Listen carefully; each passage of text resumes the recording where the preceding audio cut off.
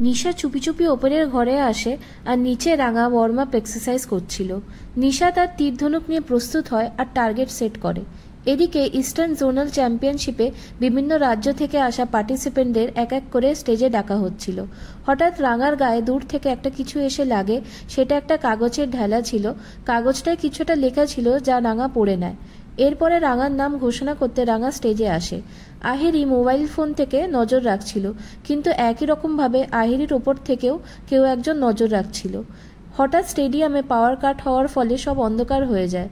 অন্যদিকে রাঙার বাড়িতে সবাই টিভিতে চ্যাম্পিয়নশিপ দেখছিল আর বৃন্দা কামনা করছিল যে রাঙা যাতে হেরে যায়, তবে তার মন বলছিল কিছু একটা গন্ডগোল তো হতে চলেছে।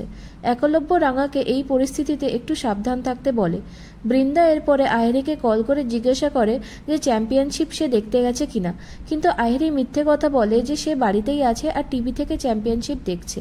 বৃন্দা আহিরির সাথে মিট করে কিছু সময় স্পেন্ড করতে চাইলে সে মানা করে দেয়। এতে বৃন্দার সন্দেহ আরও জোরালো হয়। এরপরে নিশার কাছে আহিরি আসে আর তারা আশঙ্কা করতে থাকে যে রাঙা আবার কোনো উল্টো চাল চালছে না তো।